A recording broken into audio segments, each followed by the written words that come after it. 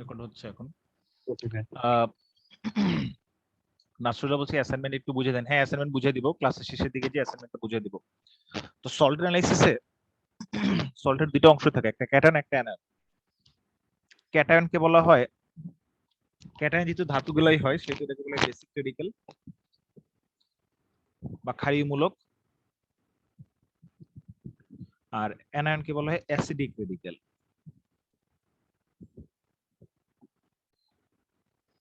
তো ক্যাটায়নকে কিছু গ্রুপে ভাগ করা হয়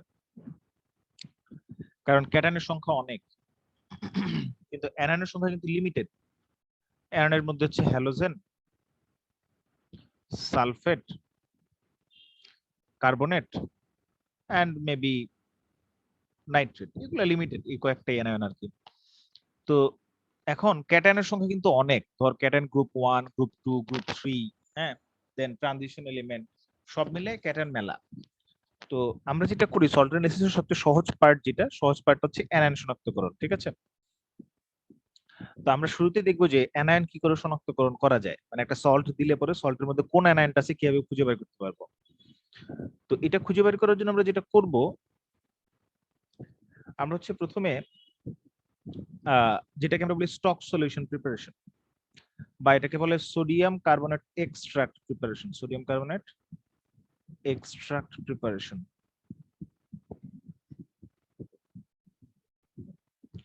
প্রথমে আমরা যেটা করি, একটা কনিক্যাল ফ্লাস্কে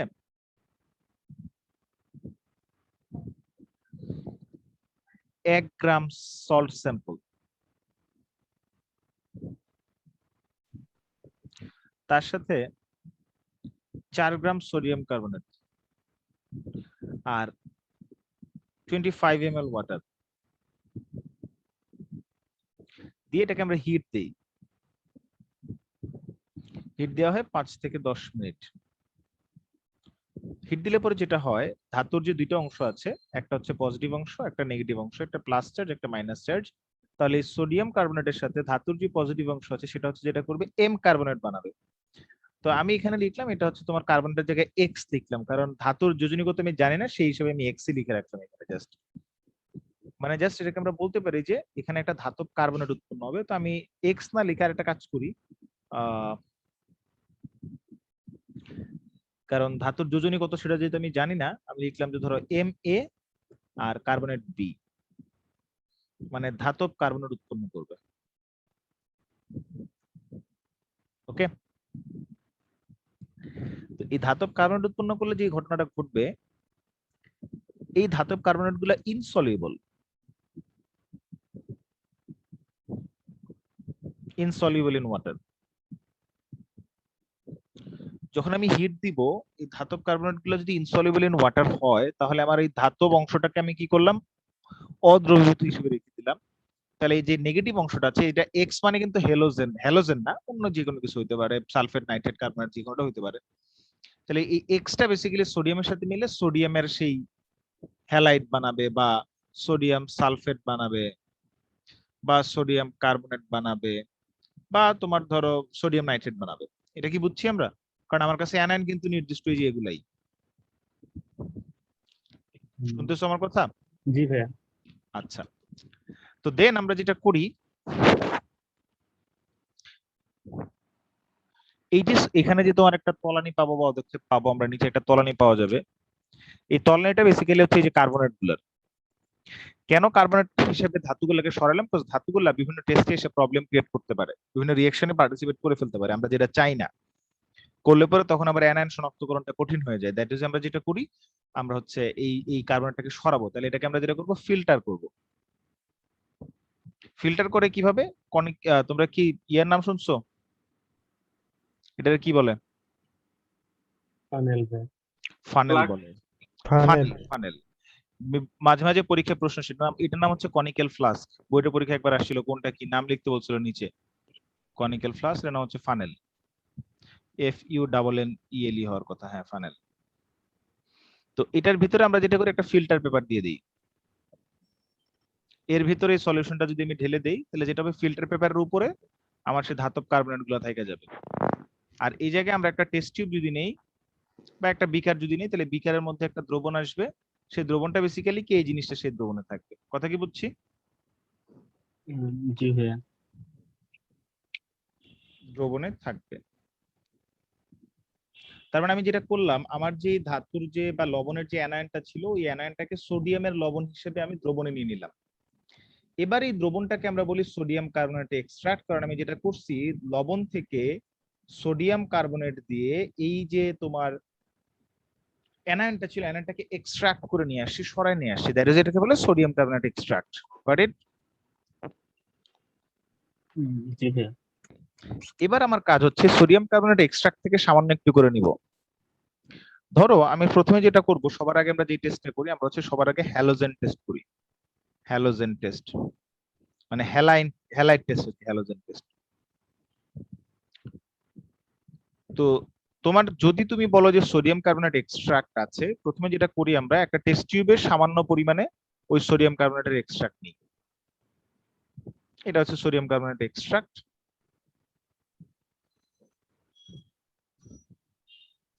প্রথমে তার মধ্যে আমরা এটা প্রথমে নিব টেস্ট টিউবে, তারপরে আমরা তার মধ্যে যেটা করব নাইট্রিক অ্যাসিড দিব, এটা স্টেপ 2। দেন আমরা এর মধ্যে সিলভার নাইট্রেট যোগ করব, স্টেপ 3। তাহলে এখানে যে হ্যালাইড আয়নটা আছে, যেহেতু এটা দ্রবণ, দ্রবণের মধ্যে অবভিয়াসলি সোডিয়ামের যে লবণ, মনে রাখবা সোডিয়ামের ম্যাক্সিমাম সল্টই হচ্ছে soluble, highly soluble in water. তাহলে এখানে যে এটা কি করবে, হ্যালোজেনটা হ্যালাইড আয়ন আকারে থেকে যাবে। সালফেট থাকলে সোডিয়াম সালফেটের সালফেটটা সালফেট আয়ন আকারে থাকবে। তাহলে হ্যালোজেনটা যেটা করবে, এই সিলভার নাইট্রেটের সাথে বিক্রিয়া করবে। সিলভার নাইট্রেটের সাথে বিক্রিয়া করে আলটিমেটলি এখান থেকে তোমার যেটা বানাবে সিলভার হ্যালাইড। সিলভার হ্যালাইড আর হচ্ছে নাইট্রেট আয়ন থাকবে আর কি, থাকবে। এই সিলভার হ্যালাইডটা অদক্ষিপ্ত হবে। যদি এই সিলভার হ্যালাইডের এই অদক্ষেপের কালার যদি হয় ইয়েলো, তাহলে আমার হ্যালাইডটা হচ্ছে আয়োডাইড। যদি হয় হোয়াইট, ক্লোরিন। তাহলে হ্যালাইডটা হচ্ছে ক্লোরাইড। ক্লোরিন বলা যাবে না। যদি হয় ইয়েলোইশ হোয়াইট, তাহলে আমার এটা হচ্ছে ব্রোমাইড। ব্রোমিন না, ব্রোমাইড। এখন আমি একটা প্রশ্ন করব তোমাদেরকে, যে নাইট্রিক অ্যাসিড কেন যোগ করছে?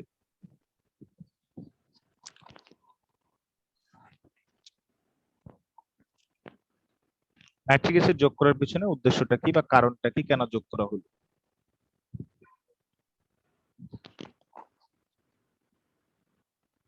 কি বলতে পারবা? ভাই কমন আয়নের কারণে।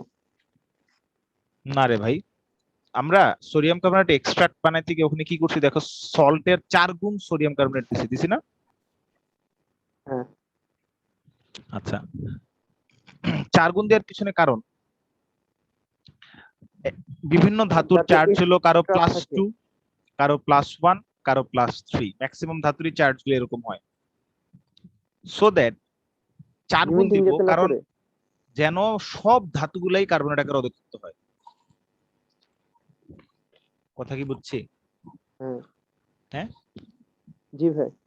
বুঝছি নাকি বুঝি নাই?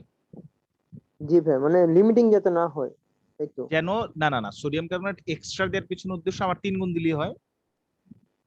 এক্সট্রা দেওয়ার পিছনে উদ্দেশ্য সকল ধাতুগুলাই যেন অদক্ষিপ্ত হয়, কোনোটাই যেন না থাকে ধাতু, মানে ধাতব আয়নটা যেন না থাকে, সেটা যেন ধাতব কার্বনেট আকারে অদক্ষিপ্ত হয়ে যায়। তো এক্সট্রা দিলে ওখানে একটু সোডিয়াম কার্বনেট থাইকা যাবে, তাহলে সোডিয়াম কার্বনেট কিন্তু সলিবল ইন ওয়াটার। তাহলে সোডিয়াম কার্বনেট যদি সলিবল ইন ওয়াটার হয়, তাহলে এই কার্বনেটটা পরবর্তীতে তুমি যদি এখানে নাইট্রিক অ্যাসিড না দাও, না দিয়ে যদি দাও, আর যদি ওখানে কোনো রকম ভাবে কার্বনেট একটু থাইকা থাকে এক্সট্রাক্টের ভিতরে, এটা তো এক্সট্রাক্ট তাই না, 1 থেকে 2 ml এক্সট্রাক্ট, আমি হয়তো বা 25 ml এক্সট্রাক্ট পাবো ওই জায়গায়, আমি তো এখানে পানি দিয়েছিলাম 25 ml। একটা মিনিট ওয়েট কর।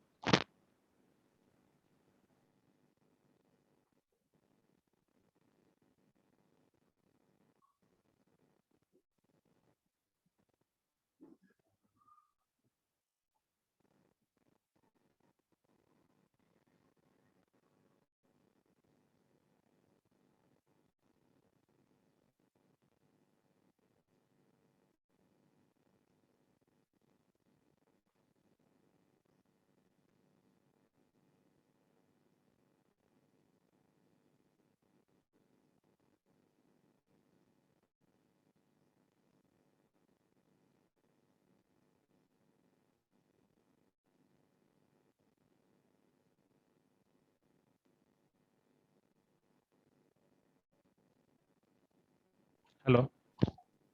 জি ভাইয়া। হ্যাঁ, তো এই পদক্ষেপ যখন যদি এখানে কার্বনেট থেকে যায় সামহাউ সোডিয়াম কার্বনেটের এক্সট্রাক্টে, তাহলে সিলভার নাইট্রেট যোগ করলে সিলভার কার্বনেটের পদক্ষেপ করতে পারে এবং সেটাও সাদা। তাহলে একটা কনফিউজিং ব্যাপার হয়ে যাবে না? হবে কি না? জি ভাইয়া। সেজন্য আমরা যেটা করলাম, নাইট্রিক অ্যাসিড দিলাম। যে কোনো খনিজ অ্যাসিডের সাথে কার্বনেট বিক্রিয়া করে কার্বন ডাইঅক্সাইড গ্যাস উৎপন্ন করে। তাহলে যখনই আমরা এই সোডিয়াম কার্বনেট এক্সট্রাক্টে নাইট্রিক অ্যাসিড দিব, দেখবো কার্বন ডাইঅক্সাইডের বাবল ওঠা শুরু হয়েছে। এই যে এই জায়গায় যখন আমি দিব, তখন দেখবো যে বাবল উঠতেছে, কার্বন ডাইঅক্সাইড মানে গ্যাস আগের উপরে দিকে উঠতেছে আর কি। যতক্ষণ বাবল উঠবে ততক্ষণ আমি নাইট্রিক অ্যাসিড দিব, সো দ্যাট কার্বনেট যেটা সেটা এক্সট্রা, এটা যেন কার্বন ডাইঅক্সাইড থেকে রিমুভ হয়ে যায়, যেন সিলভার নাইট্রেট দিলে সিলভার কার্বনেটের পদক্ষেপ না দেয়। কথা বুঝছি? জি ভাইয়া। আচ্ছা, কেউ কি আমার বলতে পারবে আমি এখানে হাইড্রোক্লোরিক অ্যাসিড কেন ব্যবহার করলাম না? হ্যাঁ, তাহলে ওই যে মানে হাইড্রোক্লোরিক যদি দিতাম তাহলে হচ্ছে পরে যে সিলভার নাইট্রেট দিচ্ছি ওটা নিজেই সিলভার মানে ক্লোরাইড তৈরি করতো। হুম হুম হুম। আমি তো এখানে হ্যালোজেন শনাক্ত করব। আমার সল্টের মধ্যে হ্যালোজেন আছে কিনা সেটা ফাইন্ড আউট করব। হাইড্রোক্লোরিক অ্যাসিডের মধ্যে তো অটোমেটিক ক্লোরাইড আয়ন আছে, সল্টে ক্লোরাইড না থাকলে তো আমি টেস্টে ক্লোরাইড পাবো। বুঝছি নাকি বুঝি নাই? জি ভাইয়া। এই জন্য হাইড্রোক্লোরিক অ্যাসিড ব্যবহার করা যাবে না। ওকে,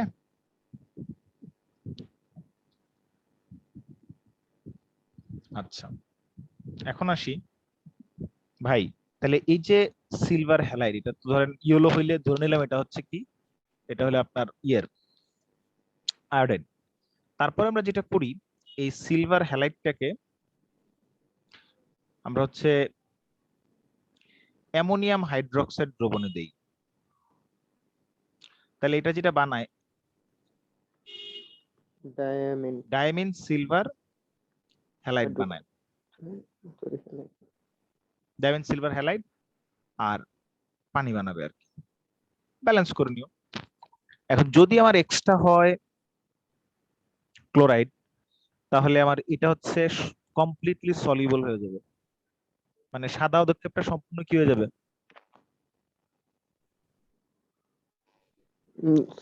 মানে সাদা পদক্ষেপটা চলে যাবে আর কি। ক্লোরাইড হলে তো সাদা পদক্ষেপ, তাহলে সাদা পদক্ষেপ নাই হয়ে যাবে, ক্লিয়ার একটা সলিউশন পাবো। আর যদি আমার এক্সট্রা হয় ব্রোমাইড, তাহলে এই পদক্ষেপটা মানে এই যে ডায়মন্ড সিলভার হাইড্রোক্সাইড যে উৎপন্ন হবে সিলভার হ্যালাইডটার যে তোমার ইয়েলোইশ হোয়াইট, যেটা মানে ইয়েলোইশ হোয়াইট একটু বলতে সাদা, যেটা সেটা হচ্ছে পার্শিয়ালি সলিউবল। তার মানে পদক্ষেপ কিছুটা থাকবে, কিছুটা কি হবে, সলিউবল হবে। ভাই কেন? কারণ এটা হচ্ছে তোমার এটার কেএসপির ভ্যালু একটু বড় আর কি, তাই। আর যদি আমার এক্সট্রা হয় আয়োডাইড, নো রিঅ্যাকশন।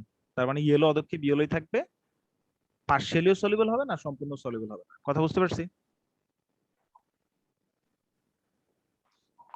বুঝছি নাকি জি বুঝি ভাই। নাই? আচ্ছা, এবার আসেন।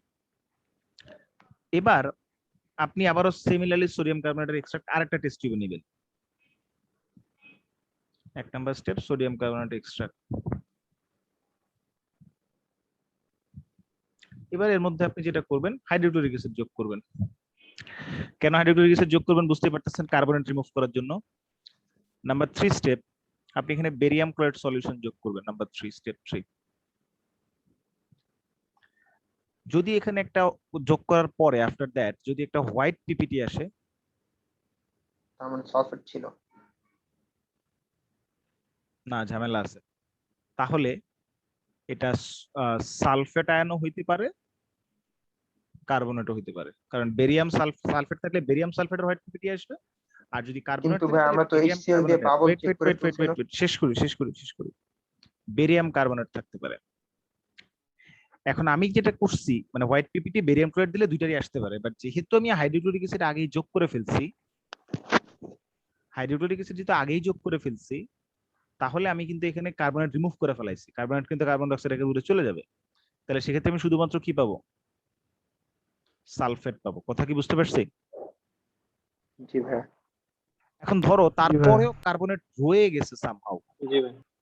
তারপরেও কার্বনেট রয়ে গেছে, তাহলে সালফেট কেমনে শিওর হলে সেটাকে রিয়েকশন লিখে দিই, বেরিয়াম ক্লোরাইড প্লাস তোমার স্যাম্পলে যদি সালফেট আয়ন থাকে, তাহলে এখান থেকে বেরিয়াম সালফেটের পদক্ষেপ দিবে, হোয়াইট পিপিটি দিবে, প্লাস। আচ্ছা, এটা যে সালফেটেরই পদক্ষেপ, কার্বনেটের না। তুমি HCl দিয়ে রিমুভ করছো, তারপরে ধরো কোনো না কোনো ভাবে রিমুভ হয়নি, একটু রয়ে গেছে। সো দেন তুমি কি করে বুঝবা যে এটা সালফেটেরই কার্বনেটের না?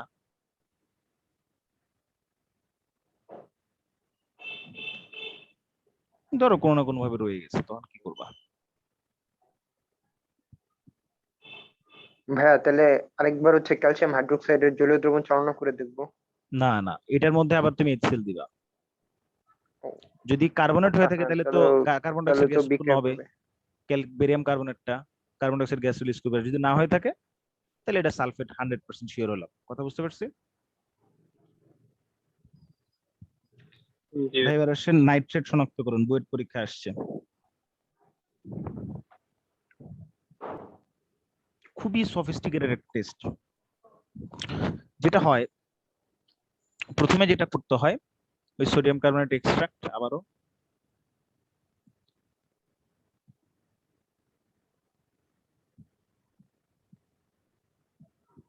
সোডিয়াম কার্বনেট এক্সট্রাক্ট, এই সোডিয়াম কার্বনেট এক্সট্রাক্ট নেওয়ার পর এটাকে 45 ডিগ্রিতে বাঁকাইতে হয়। না, 40 ডিগ্রিতে পরে, আমি ডিগ্রি সেন্টিগ্রেড লিখছি কেন? এর মধ্যে ফ্রেশলি প্রিপেয়ার্ড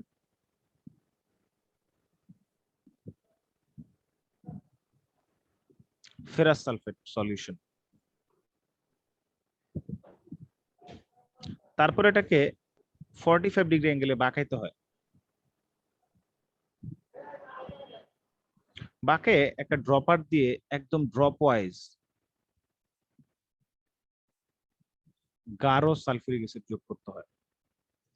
বাঁকানোর পিছু উদ্দেশ্য, যখন গাঢ় সালফিউরিক অ্যাসিড দিব তখন এটা যদি ড্রপ ওয়াইজ, মানে আমার টেস্ট টিউব বাঁকায় রাখছি, কিন্তু ড্রপার যদি খাড়া উপর থেকে ঢালে তাহলে ড্রপারটা কি একদম গায়ে এসে পড়বে না? এই যে এই জায়গায় গায়ে পড়বে না, ড্রপার থেকে ড্রপ ওয়াইজ। তখন এটা গায়ে পড়লে আস্তে আস্তে আস্তে সাইড দিয়ে বেয়ে নিচের দিকে নামবে, রিয়াকশন খুব সুন্দর মতো স্মুথ রিয়াকশন হবে। দেন যেটা হবে, যদি তুমি হচ্ছে একটা, তারপরে তুমি ঢালার অ্যাড করে ফেলছো, অ্যাড করে ফেলার পরে তারপরে তোমার এখানে একটা ক্লিয়ার সলিউশন পাইবা। বাট এই ক্লিয়ার সলিউশনের মাঝখানে ঠিক এই জায়গায় একটা এরকম ব্রাউন কালারের একটা সুতার মতো চিকন রিং, আংটির যেরকম হয় রিং এর মতো পাওয়া যায়। এটাই নাইট্রেটের বলয় পরীক্ষা। এটা মানে রিং বা বলয়ের মতো পাওয়া যায়, এই জন্য এটাকে বলে নাইট্রেটের বলয় পরীক্ষা। কথা কি বুঝছি? জি। ওকে, এখন কথা হচ্ছে রিয়েকশন গুলা কি কি হয়, এটাই পরীক্ষায় আসে আসলে, অন্য কিছু জিজ্ঞেস করে না। রিয়েকশন গুলা কি সেটাই যখন পরীক্ষা জিজ্ঞেস করে, প্রথমে যেটা হয়, তুমি যেটা করছো সোডিয়াম কার্বনেট এক্সট্রাক্ট নিছো, এক্সট্রাক্ট অবশ্যই নাইট্রেট আয়ন আছে। তো আমরা যেটা করছি তার মধ্যে কি করছি, নাইট্রেট আয়ন আছে, তার মধ্যে আমরা সালফিউরিক অ্যাসিড দিছি। তাহলে সালফিউরিক অ্যাসিড, এই যে সালফিউরিক অ্যাসিডটা নাইট্রেট আয়ন মিলে বানাবে নাইট্রিক অ্যাসিড আর বাইসালফেট। মানে সালফিউরিক একটা প্রোটন দিবে, সেই প্রোটন আর নাইট্রেট মিলে বাইসালফেট হবে, নাইট্রিক অ্যাসিড হবে। এই নাইট্রিক অ্যাসিডটা ডিসোসিয়েট করবে করে নাইট্রিক অক্সাইড, পানি আর জার্মান অক্সিজেন দেবে। পরবর্তীতে আমার দ্রবণে থাকা যে ফেরাস সালফেট আমরা দিচ্ছি না, ফ্রেশলি প্রিপেয়ার্ড ফেরাস সালফেট, আচ্ছা ফ্রেশলি প্রিপেয়ার্ড কেন সেটার ব্যাখ্যা পরে দিচ্ছি, আগে ফেরাস সালফেটের কথাই বলি। তাহলে এই ফেরাস সালফেটটা অক্সিডাইজড হবে,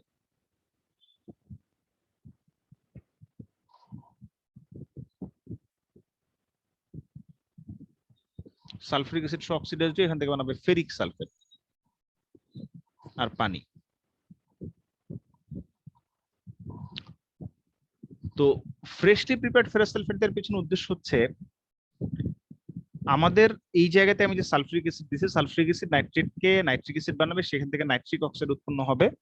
কিন্তু এক্সেস সালফিউরিক অ্যাসিডটাকে ব্লক করার জন্য আমার এক্সেস সালফিউরিক অ্যাসিড দরকার নাই, আমরা ফেরাস সালফেট দিব। বাট একটা জিনিস মাথায় রাখতে হবে, ফেরাস সালফেটের অ্যামাউন্ট সোডিয়াম কার্বনেট এক্সট্রাক্ট যদি 1 থেকে 2 ml হয়, তাহলে ঠিক 1 থেকে 2 ml আমি দিব হচ্ছে ফেরাস সালফেট দিব, সম পরিমাণ দিতে হবে। আর ফাইনালি যে ব্রাউন কালারের রিংটা আসে, এটা কিন্তু আয়রন 2+ এর একটা কমপ্লেক্স কম্পাউন্ডের জন্য হয়। তো আমার দরকার আয়রন 2+ এর সলিউশন, তাই আমরা ফেরাস সালফেট সলিউশন দিব। বলতে পারো যে ভাইয়া ফ্রেশলি প্রিপেয়ার্ড কেন লিখছেন? কারণ ফেরাস আয়ন খুব সহজে জারিত হয়ে ফেরিক আয়ন হয়ে যায়। ফেরাস সালফেটের বর্ণটা হচ্ছে হালকা সবুজ কালারের একটা বর্ণ হবে, ফেরাস সালফেটের দ্রবণ হালকা সবুজ। তুমি যদি এটাকে রেখে দাও কিছুক্ষণ, বাতাসের অক্সিজেনের প্রেজেন্সে অক্সিডাইজড ফেরিক মানে ব্রাউন কালার হয়ে যাবে। সো আমার তো দরকার ফেরাস আয়ন ভাই, আমার তো ব্রাউন কালারের ফেরিক আয়ন দরকার নাই। দ্যাট ইজ আমরা যেটা করব, আমরা হচ্ছে ফ্রেশলি প্রিপেয়ার্ড ফেরাস সালফেট দিব। মানে ফ্রেশলি প্রিপেয়ার্ড ফেরাস সালফেটের সিস্টেম হলো, তুমি একটা টেস্ট টিউব নিবা, টেস্ট টিউবের মধ্যে একটু পানি নিবা, এই পানির মধ্যে তুমি হচ্ছে ফেরাস সালফেটটা দিয়ে দিবা, দিয়ে শেক করবা, ঝাঁকালে পরে এটা ডিজলভ হয়ে যাবে, তারপর এটা এই জায়গায় ঢেলে দিবা। কথা বুঝতে পারছো? হ্যালো? জি ভাই। আচ্ছা এই ভাই বলয়ের যৌগটা কি তাহলে, মানে এটা শেষ তো করি, একই যাইনি তো? এখন পর্যন্ত। আচ্ছা তো দেন এই যে ফেরাস সালফেট যেটা পুরোটা রিঅ্যাকশনে পার্টিসিপেট করে না, পার্শিয়ালি করে, এই ফেরাস সালফেট নাইট্রিক অক্সাইড বা নাইট্রোসো লিগ্যান্ড আর 5 মলিকুল পানি, এরা মিলে একটা কমপ্লেক্স কম্পাউন্ড বানায়। সেই কমপ্লেক্স কম্পাউন্ডটা হচ্ছে penta aqua nitroso ferrous sulphate.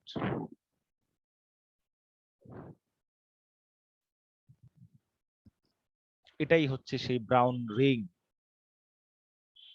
নামকরণ শিখাইছিলাম, মনে আছে? Penta aqua nitroso iron 2 sulphate, জি ভাই। এটাই সেই রিং। এই রিংটা আসে, এই রিংটা আসলে পরে আমরা ধরে নিই এটা হচ্ছে নাইট্রেট আয়ন ছিল। এই টেস্টটাকে বলে নাইট্রেটের বলয় পরীক্ষা অথবা ring test of nitrate ion. সবাই কি বুঝছি? আচ্ছা ভাই, এমনি এই নাইট্রেটের টেস্টটা তো মনে হয় আমাদের এইচএসসি সিলেবাসে নাই মনে হয়। কে বলছে নাই? আছে, অনেক বই। প্র্যাকটিক্যালের ওই সিলেবাসটা তো সম্ভবত নাই। সেটা নাই, কিন্তু ওর বইতে থিওরিতে দেয়া আছে। ও আচ্ছা। এবার আসো ক্যাটায়ন। তো ক্যাটায়ন শালারা এত খারাপ, বিভিন্ন জনের রিএজেন্টের সাথে বিক্রিয়া করে ফেলায়। ক্যাটায়ন অনেকগুলা, তো ক্যাটায়ন গুলো নিয়ে হচ্ছে আমাদের যত ঝামেলা, যত যন্ত্রণা। এই যন্ত্রণা থেকে মুক্তি পাওয়ার জন্য আমরা যেটা করি, ক্যাটায়নকে কিছু গ্রুপে ভাগ করি, তাই এটাকে বলে গ্রুপ অ্যানালাইসিস। গ্রুপ অ্যানালাইসিসের টেকনিকটা হচ্ছে এরকম, আমরা আগে গ্রুপে ভাগ করে নিই। গ্রুপ 1 এ আচ্ছা থাকে যেটা মানে ভাইয়া, গ্রুপ, হ্যাঁ, কার্বনের টেস্টটা কি শুধু কি অ্যাসিড দিলে বুদবুদ বের হবে এতটুকুই? কার্বনের টেস্টের জন্য যেটা করতে হবে, অ্যাসিড টেসিড দেওয়া যাবে না, না দিয়ে বেরিয়াম ক্লোরাইড দিতে হবে। দেওয়ার পরে যদি অদক্ষেপ পড়ে, যেমন দেখো এই জায়গায় আমরা অ্যাসিড দিয়ে দিছি না শুরুতেই সালফেট টেস্ট করার জন্য।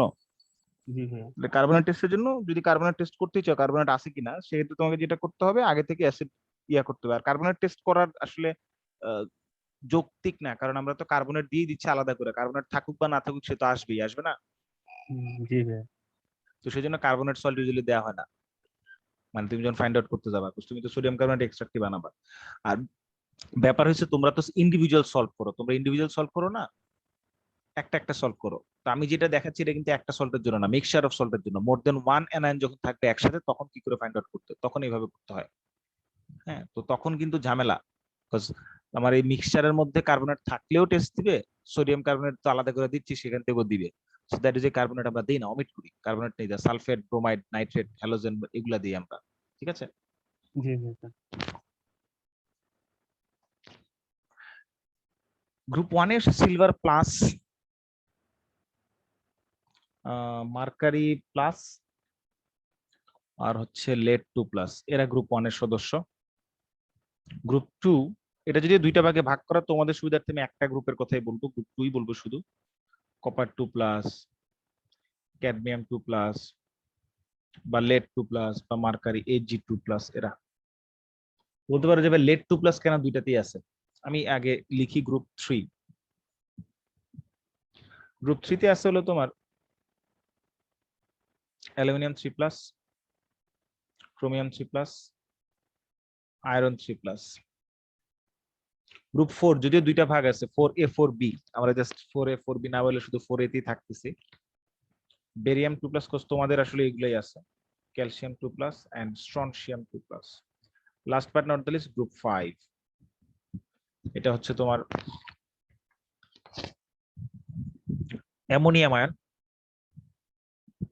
Potassium ion and sodium, and আরটা কি জানো, ম্যাগনেসিয়াম 2 প্লাস। এই গ্রুপগুলোর একটা স্পেসিফিক রিএজেন্ট আছে, যেমন এটা গ্রুপ 1 এর রিএজেন্ট হচ্ছে ডাইলুটেড হাইড্রোক্লোরিক অ্যাসিড, এটা রিএজেন্ট হচ্ছে hydrogen sulphide or thioacetamide, CH2CH NH2 thioacetamide যোগ পানি, মানে থায়োঅ্যাসিটামাইডের জলীয় দ্রবণ, আসলে যেটা হয় থায়াসিটামাইড এইটার সাথে পানি বিক্রিয়া করলে হাইড্রোজেন সালফেট উৎপন্ন হয়। তো হাইড্রোজেন সালফেট ডিরেক্টলি দেওয়া রিস্কি। হাইড্রোজেন সালফেট বানানোর জন্য কিপ যন্ত্র ব্যবহার করতে, সেখান থেকে প্রচুর গ্যাস লিক হয়। হাইড্রোজেন সালফেট খুব টক্সিক গ্যাস, পচা ডিমের গন্ধ আর কি, ল্যাবে থাকা যাবে না, তাই আমরা ইনডাইরেক্টলি দিই। এদের রিএজেন্ট হচ্ছে ammonium chloride plus ammonium hydroxide. এটার রিএজেন্ট হচ্ছে ammonium chloride plus ammonium hydroxide plus ammonium carbonate.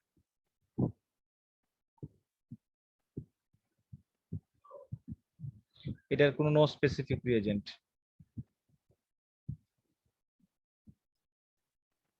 কুয়েটে এই প্রশ্নগুলো আসে যে নিচের কোনটা কোন গ্রুপের গ্রুপ রিএজেন্ট। তোমরা যদি এমসিকিউ প্রশ্ন খুলে দেখো দেখবে কুয়েটে এটা ম্যাক্সিমাম সময় আসে গ্রুপ 3 আর গ্রুপ 4 এর রিএজেন্ট জানতে চায়। আসলে রিএজেন্ট ব্যাপারটা কি তোমাদের হয়তো বুঝতে একটু অসুবিধা হচ্ছে। এটার জন্য আমরা যেটা করি সর্বপ্রথম, আগে এই জিনিসগুলো লিখলাম, এখন আমি বলছি একটা একটা করে স্টেপ বাই স্টেপ। সবার প্রথমে আমরা যেটা করি, ধরো তোমাকে একটা সল্টের মিক্সচার দিছে, তুমি সল্টের মিক্সচার কি করে কাজ করে সেটা জেনে যাও, তাহলে ইজিলি তুমি সল্ট একটা সল্ট দিলে কিভাবে অ্যানালাইসিস করতে বুঝে যাবা। এন্ড তুমি জানো না সল্টের মিক্সচারে কোন কোন ক্যাটায়ন আছে, জানো তুমি? না যে কেউ না থাকতে পারে। তাহলে সল্টের মিক্সচার থেকে একটু সল্ট নিবা, তার সাথে ডিস্টিলড ওয়াটার দিবা। আচ্ছা ডিস্টিলড ওয়াটার কেন? ভাই যদি বাকি তো আমরা নরমাল আয়নের পানিতে ওয়াটার আরো দিই ক্যাটায়ন তাহলে তো আচ্ছা নরমালি ক্যাটায়ন সাধারণত আছে। আমরা যে পানি ব্যবহার করি সেই পানিতে কি থাকে, সে পানিতে হচ্ছে আয়ন মিনারেলস থাকে, মানে বিভিন্ন রকমের ক্যাটায়ন থাকে। ঠিক আছে, ক্যাটায়ন গুলো হচ্ছে তোমার ক্যালসিয়াম থাকে, ম্যাগনেসিয়াম থাকে, কিছু পরিমাণে সোডিয়াম থাকে, আয়রন থাকে, তো এই লেড থাকে, টক্সিক অনেক ক্যাটায়ন থাকতে পারে। তো এই ক্যাটায়ন গুলো যদি থাকে, এখন তুমি তো সল্টের মধ্যে থাকলেও সেটা তুমি পাইবা, না থাকলেও পাইবা, পাইবা না? ধরো পানিতে আয়রন আছে কিন্তু সল্টের স্যাম্পলে আয়রন নাই, তো তুমি টেস্ট করলে তো আয়রন পাবা, পাবা না? জি ভাই। তো এই জন্য ডিস্টিল ওয়াটার দিতে হবে, যে পাতিত পানিতে কোনো মিনারেলস নাই। এই ডিস্টিল ওয়াটার দিলে পরে সাধারণত যেটা সল্টটা ডিজলভ হয়ে যায়। আমাদের এই টেস্টগুলো কিন্তু wet test, not dry test. Dry test কোনটা, আমরা ফ্লেম টেস্ট বা শিখা পরীক্ষা পড়ছিলাম, মনে আছে? জি ভাই। শিখা পরীক্ষাকে বলে ড্রাই টেস্ট। ওখান থেকেও কিন্তু কোন ধাতু, মানে লবণের মধ্যে কোন ধাতু আছে সেটা ফাইন্ড আউট করা যায়, করা যায় না? জি ভাই। আচ্ছা এটা ওয়েট টেস্ট, মানে আমাকে যেটা করতে হবে আগে এই সল্ট মিক্সচারের ক্যাটায়ন গুলোকে সলিউশনে নিতে হবে, আয়নিত অবস্থা রাখতে হবে। তাই ডিস্টিল ওয়াটার দিব। যদি ডিস্টিল ওয়াটারে ডিজলভ না হয় তাহলে হিট দিব। যদি এরপরও ডিজলভ না হয় তাহলে যেটা করব ডাইলুটেড HCl দিব। যদি এরপরও ডিজলভ না হয় তাহলে আবার হিট দিব। পৃথিবীতে এমন কোনো সল্ট নাই যেখানে এই 4টা স্টেপ ফলো করলে দ্রবীভূত হবে না, কমপ্লিটলি ডিজলভ হবে সে। হইলে পরে যেটা পাবো আমরা সেটাকে আমরা বলবো হচ্ছে স্টক সলিউশন। এই স্টক সলিউশনটার মধ্যে এখন কথা হচ্ছে, যদি ধরো তোমার সল্ট স্যাম্পলে সিলভার প্লাস আয়ন আছে, তাহলে ডাইলুটেড HCl দিলে যেটা হবে সিলভার ক্লোরাইডের একটা পদক্ষেপ পড়ে যাবে। তাহলে যখনই তুমি দেখবা নতুন করে একটা সিলভার ক্লোরাইডের পদক্ষেপ পড়তেছে, তখন তুমি কি আর হিট দেওয়ার প্রয়োজন আছে? হুম, কারণ সিলভার ক্লোরাইডের পদক্ষেপ তো সাদা সাদা না। তাহলে এখন ধরো নরমালি ডিসোলাটা দিয়ে একটা সল্ট দিছো, সল্টের ডিজলভ করতে চাইতেছে, ওখানে একটা পদক্ষেপ আসছে, কিন্তু সল্টের কালারও সাদা। তাহলে বোঝার কোনো উপায় আছে? এই বোঝার কোনো না উপায় ভাই। আছে? নাই। কিন্তু তুমি যখন হিট দিবা, হিট দিলে যেটা হয় সাধারণত সিলভার ক্লোরাইড সলিবল হয় না। কিন্তু যদি তোমার স্যাম্পলে লেড 2+1 থাকে, লেড 2+1, তাহলে সেই লেড ক্লোরাইড হিসেবে পদক্ষিপ্ত হইতো না? জি ভাই। এটা আবার হিট দিলে ডিজলভ হয়ে যায়। তাহলে গ্রুপ 1 এ যদি লেড লেড যদি তুমি হিট দিলে পরে ডিজলভ হয়ে যায়, তাহলে তো লেডকে তুমি গ্রুপ 1 এর পদক্ষেপ হিসেবে আনতে পারলা না, পারলা? না। তাহলে এই জন্য গ্রুপ 2 তেও তাকে রাখা হয়েছে, সো দ্যাট গ্রুপ 1 এ যদি আমি সামহাও মিস করি, গ্রুপ 2 তে যেন যায় তারা ধরতে পারি, মানে সে যেন গ্রুপ 2 তে তারা রাখা হয়েছে যে গ্রুপ 2 এর রিএজেন্ট দিয়েও তারা আটকানো যাবে বা তারে শনাক্ত করা যাবে। কথা কি বুঝছি? জি ভাই। ফার্স্ট অফ অল আমাদের এই স্টক সলিউশনে আমাদের কাজটা কি জানো? কাজ হচ্ছে স্টক সলিউশন। হ্যাঁ, যদি আমি এর মধ্যে ডাইলুটেড HCl দিয়ে থাকি, স্টক সলিউশন দিয়ে থাকি অলরেডি, তাহলে কি হবে? সিলভার ক্লোরাইড, সিলভার আয়ন থাকলে পরে আমার স্যাম্পলে সিলভার ক্লোরাইড, বা লেড থাকলে লেড ক্লোরাইডের পদক্ষেপ করবে, বা মার্কারি থাকলে মার্কারি ক্লোরাইডের পদক্ষেপ করবে, রাইট? এদের পিপিটি বা প্রেসিপিটেশন আসবে। এখন এদের প্রেসিপিটেশন কেন আসে? কারণ ডাইলুটেড HCl দিলে এদেরই কেএসপির মান খুব ছোটতে তাড়াতাড়ি পিপিটি পড়বে, বাকি কারো কেএসপি মানে এতটাও ছোট না যে তাড়াতাড়ি পিপিটি পড়বে, তাহলে বাকিরা কি পিপিটি পড়বে না দ্রবীভূত থাকবে? দ্রবীভূত থাকবে। তাহলে এটা যদি এখন ফিল্টার করো, ফিল্টার করলে পরে ফিল্টার করছো ফানেলের মধ্যে নিয়ে ফিল্টার করছো, তাহলে ফিল্টার করে নিচে একটা পাত্রের মধ্যে আবার তুমি ওই দ্রবণটারে রাখছো, তাহলে এখন আমারে বলো এই ফিল্টার পেপারের উপরে কে থাকবে? এই দুজন থাকতে পারে, রাইট? জি ভাই, মানে তারপর গ্রুপ ওটাকে তাপ ওয়ানের দেবো। গুলো আর কি। আর নিচে কি থাকবে ভাই? অন্য যতগুলা ক্যাটায়ন আছে তাদের সবগুলা থাকবে নিচে, যদি কোনো একটা জি ভাই। থাকলে থাকবে, না থাকলে না থাকবে, রাইট? জি ভাই। তাহলে এবার এটার মধ্যে এবার তুমি হচ্ছে ডাইলুট যে হাইড্রোজেন সালফাইড দিবে, অথবা ওই যে থায়োঅ্যাসিটামাইড যেটাকে বলছি আমি, এটা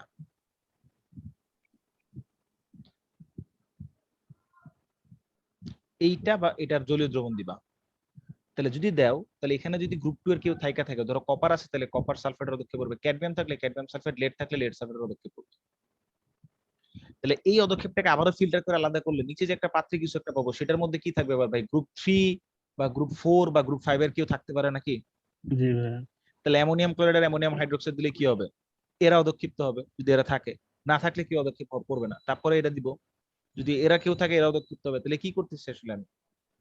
আমি গ্রুপে ভাগ করার কাহিনীটা বুঝতে পারছো?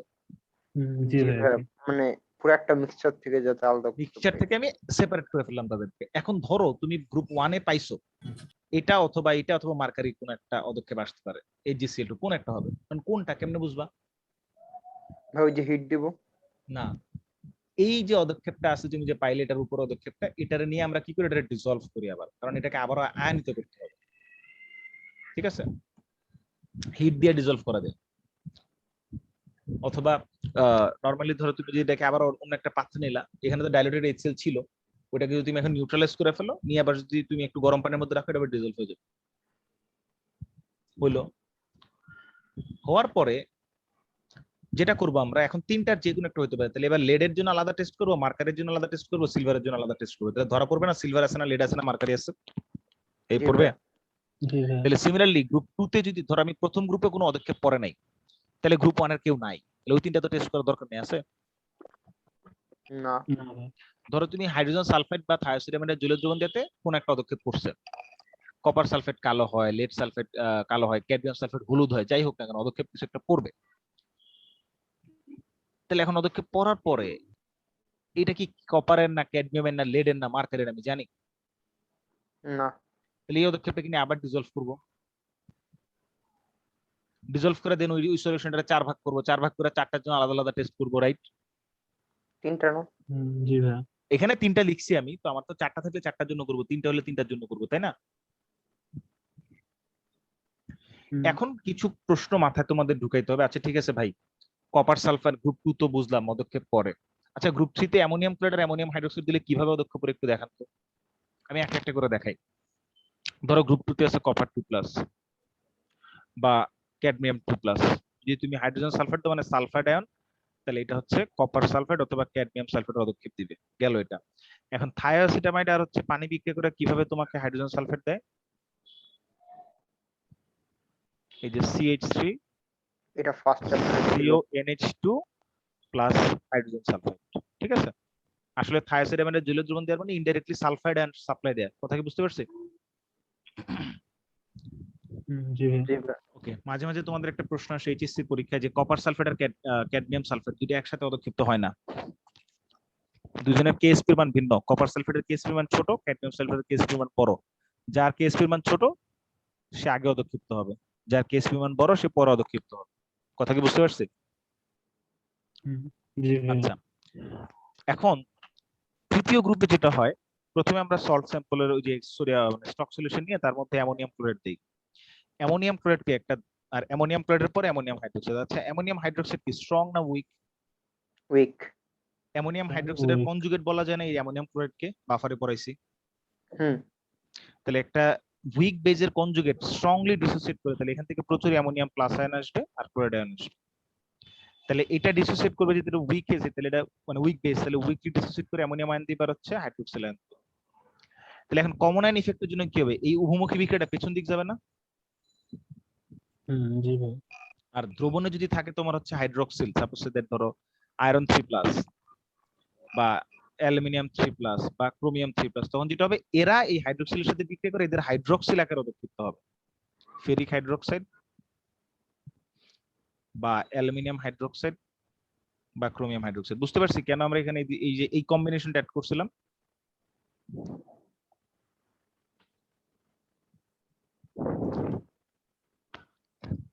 এইটা অ্যাড করার পিছনে কারণ, যখন তোমার এখানে স্ট্রং একটা ইলেকট্রোলাইট থাকবে তার রেসপেক্টে অ্যামোনিয়াম হাইড্রোক্সাইড ডিসোসিয়েট করবে কম, খুব সামান্য পরিমাণে হাইড্রোক্সিল থাকবে। তাহলে এই সামান্য পরিমাণ হাইড্রোক্সিল দিলে এরা অদক্ষিপ্ত হবে। যদি হাইড্রোক্সিলের ঘনমাত্রা অনেক বেশি হয়ে যায় তখন কিন্তু আবার এরা অদক্ষিপ্ত হওয়া শুরু করবে। এই যে আমার পরের গ্রুপ মানে গ্রুপ 4 বা গ্রুপ 5 যারা আছে তারা অদক্ষিপ্ত হওয়া শুরু করবে। তাহলে আমার কি এটা দরকার না, নাকি খালি গ্রুপ 3 কে অদক্ষিপ্ত করা দরকার? গ্রুপ 3 দরকার ছিল।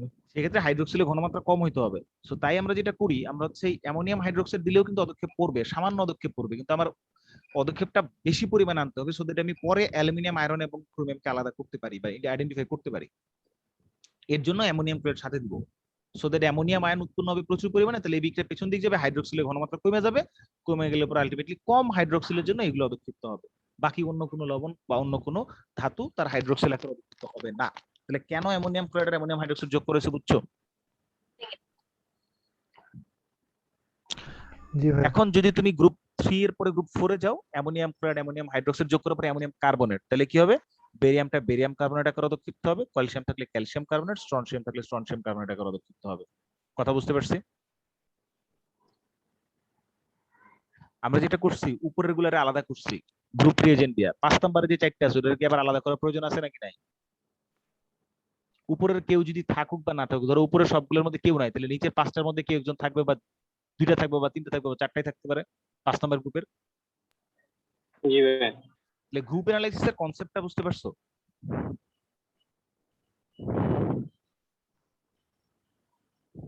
মানে কেন গ্রুপ অ্যানালাইসিস করা হয় ক্যাটায়ন গুলোর ক্ষেত্রে, অ্যানানের মতো ডিরেক্টলি কেন করা হয় না? জি ভাই। জি ভাই। এবার আমি যদি এবার তো আর আমার আলাদা করে, এখন যদি আমি তোমাদেরকে বলি আচ্ছা ঠিক আছে কপার কেমনে শনাক্ত করে, ক্যাডমিয়াম কেমনে শনাক্ত করে, আয়রন কেমনে শনাক্ত করে, এগুলো বলে দিলি হয় না এখন নাকি? তোমার তো একটা একটা করে টেস্ট শিখছো তুমি, কপার কেমনে শনাক্ত করে এগুলোই তো শিখছো তুমি নাকি? জি ভাই। তোমাদের বইতে এগুলো আছে ইনডিরেক্টলি। আমি কিন্তু তোমাকে শিখালাম যে কিভাবে একটা মিক্সচার দিলে মিক্সচার থেকে করা যায়। মিক্সচার যদি করতে পারো, তোমার যদি বলে এটা একটা সল্ট মিক্সচার কিন্তু দিছে একটা ক্যাটায়ন, তুমি এই প্রসেস ফলো করলে কি তুমি যে কোনোটাই ফাইন্ড আউট করতে পারবে না? জি ভাই। যে কোনোটা ফাইন্ড আউট করে দেবে, জি কোনো ভাই। জায়গায় তুমি আটকাবা না। সো দ্যাট ইজ এ শিখে গেলা বিশ্ববিদ্যালয় জীবনে গেলে এটা করতে হবে, ম্যান্ডেটরি। যে সাবজেক্ট কি পড়ো না কেন, সায়েন্সে যদি পড়ো এটা পড়তে হবে, নো আদার ওয়ে। ভাই ম্যাথে পড়লে পড়া লাগবে না। হ্যাঁ 100% এটা পড়াই লাগে, যে কারো করা লাগে, এটা ম্যাথে কোনো মাপ নাই। কেমিস্ট্রি একটা কোর্স করতে হবে, ওখানে কেমিস্ট্রি ল্যাব করতে হবে, কোনো মাপ নাই। যদি ল্যাব থাকে কেমিস্ট্রি ল্যাব, তাহলে এটা এইটাই করতে হবে, অন্য কোনোটা করতে দিবে না। এইটাই একদম 100% শিওর থেকে এটাই।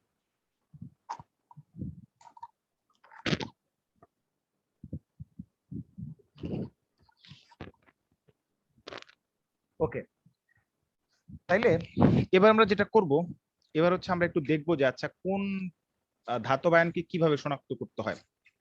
তার মধ্যে সবচেয়ে বেশি জরুরি যেটা বা সবচেয়ে বেশি জানা প্রয়োজন যেটা, যেটা বইতে পরীক্ষায় প্রচুর আসে, সেটা হলো নেসলার বিকারক। এই আওয়াজ আসতেছে কার কাছ থেকে?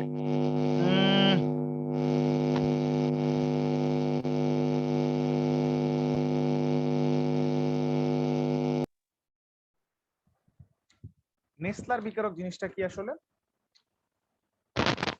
নেসলার বিকারক দিয়ে আমরা যেটা করি, অ্যামোনিয়াম আয়ন শনাক্ত করি, NH4+ আয়ন শনাক্ত করো, আয়ন শনাক্ত করো।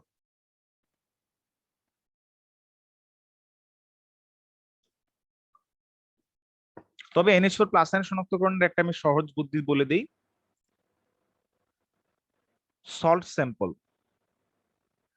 ওই সল্ট স্যাম্পলে যদি অ্যামোনিয়াম আয়ন থাকে তার মধ্যে সোডিয়াম হাইড্রোক্সাইড দিবা। তবে সল্ট স্যাম্পলটাকে একটা টেস্ট টিউবে নিবা। টেস্ট টিউবে ধরো এই সল্ট স্যাম্পল, তার মধ্যে সোডিয়াম হাইড্রোক্সাইড দিবা। দিলে পরে যেটা হবে, এদের বিক্রিয়া এখান থেকে অ্যামোনিয়া গ্যাস উৎপন্ন হবে। এবং এই জায়গায় একটা গ্লাস রড ধরবা। গ্লাস রড চিনো তো? জি ভাই। ভাই। এই গ্লাস রডটা ধরবা, তবে গ্লাস রডটা হচ্ছে HCl এর সিক্ত। তাহলে এই অ্যামোনিয়া আর সাদা। HCl বিক্রিয়া করে অ্যামোনিয়াম ক্লোরাইড। অ্যামোনিয়াম ক্লোরাইডের একটা সাদা হোয়াইট একটা স্মোক, হোয়াইট স্মোকি গ্যাস। ঠিক আছে? আচ্ছা, অথবা আরেকটা কাজ করতে পারো, আমি লিটমাস পেপার কিভাবে কাজ করে শিখাইছিলাম। লিটমাস পেপার কি শুকনো অবস্থায় কাজ করে না ভিজা অবস্থায় কাজ করে? ভিজা। ভিজা অবস্থা। তাহলে একটা লিটমাস পেপার ভিজায় আরে লাল লিটমাস কি হয়, নীল হয় না? হুম। তাহলে রেড লিটমাস পেপার জি ভাইয়া। প্লাস অ্যামোনিয়া গ্যাস কি হয়ে যাবে? Blue litmus paper.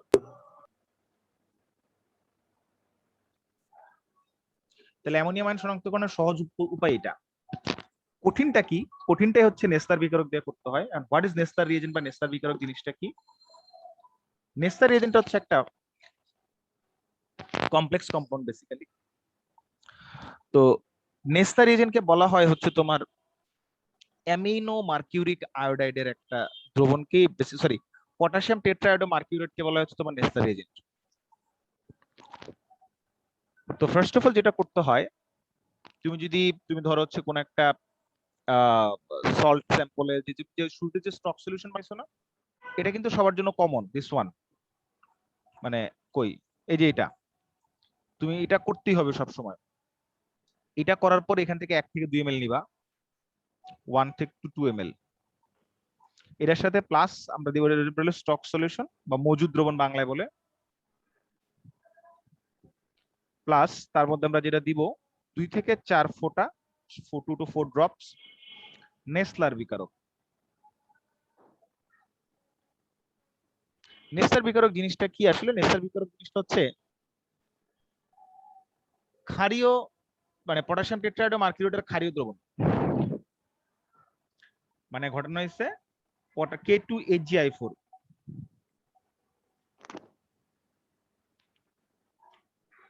এটা কি আয়োডাইড না? এখানে লিগ্যান্ড হিসেবে আয়োডিনটা কি আয়োডাইড হিসেবে আছে না? আয়োডাইড। তাহলে হ্যালোজেন যদি লিগ্যান্ডে, তাহলে নাম হয় হ্যালো, তাহলে টেট্রা আয়োডো। তো শুরুতে তো ক্যাটানের নাম বলতে, ক্যাটান হিসেবে হচ্ছে পটাশিয়াম, তাহলে পটাশিয়াম টেট্রাআয়োডো মার্কিউরেট। কথা বুঝতে পারছি? ওই যে নামের শেষে মার্কিউরি, মার্কিউরির সাথে এটি যুক্ত যুক্ত করতে হয়, কারণ এই অংশটা নেগেটিভ চার্জ 2- আর এটা হচ্ছে 2+, তাহলে এটার নাম হচ্ছে পটাশিয়াম টেট্রা আয়োডো মার্কিউরেট।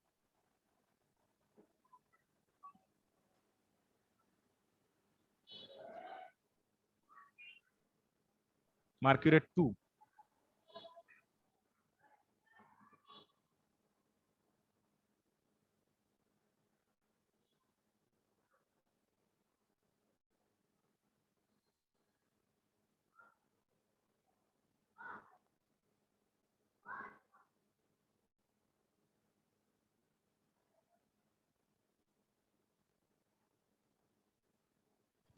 হ্যালো। জি ভাইয়া।